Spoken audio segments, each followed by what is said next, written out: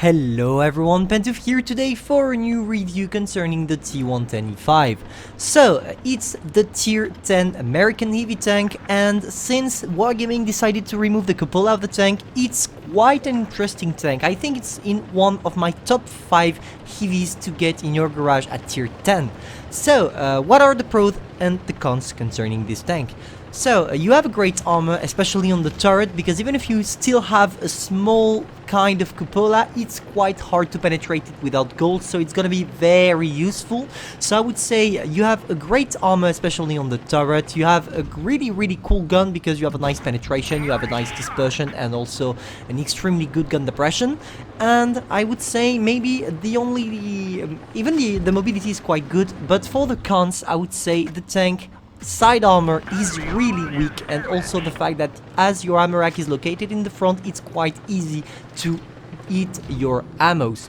So that being said, let's talk a bit about how to play it. As you can see, I'm mainly trying to play it in all down because that's what all American heavy tanks, except for the T-57 heavy line, but for the rest are made for. What you want is trying to show your turret only to your opponent, or maybe your tracks, as I did with the 50B for example, but clearly you don't want to expose too much of your hull. Here, wow, I was extremely lucky that he shot with an Ash in my tracks. I wanted to go for the WT, I wanted to cross the line, but definitely this FV is frightening me, and now I don't want to go there anymore. Because I could because the FV is not looking, and I could just take a gold shell and finish the 50B as he went away, but I changed my plans. Now I want to get that 1A3 or the 50B, or you know what, let's take both if I can. So I took a shot in the process, but I don't care, I just want to get to this 50B. We managed to kill him. Now there is the Yak Tiger watching us, but he decided to retreat. Now, is it a good idea to push? Is it not a good idea? By watching at the map, I know that the Yak Tiger is alone, probably with one more guy, because on the other side we have two guys. We have the standard B and the other heavy, which is at the top, fighting with the rest of my team. Therefore, we should be fine here. I'm gonna use my great gun and maybe pop out the adrenaline to be able to get some shots in the Yak Tiger. And as I'm using the heat shells, it's quite easy to go through the Yak Tiger because the heat shells have the best penetration. Never forget that at tier 10 the best penetration for shells is heat.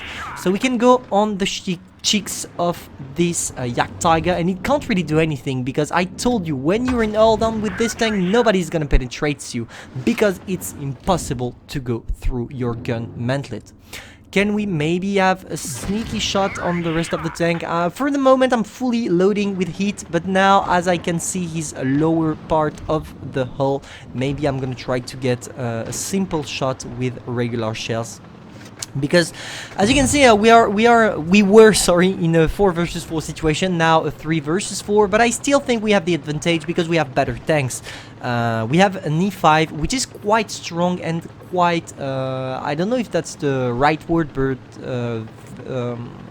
polyvalent. I don't know if it's the equivalent in English, but I mean, what I mean is a tank that is suitable for any kind of situation. That's the point of the E5. It's strong in every single of the situation. It can be good in face hug, it can be good in hull down, it can be good in circling, it can be good in flanking. Even if you don't try to circle or flank too much with your E5, you're supposed to be first line because of your armor, but you can do great things with it, which will allow you to maybe improve your stats, or at least get better at tanking in general, especially with of course with the heavies.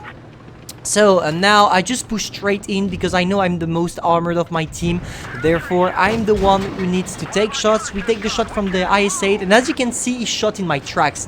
And I told you the side armor was really weak because here we were not even angled at all.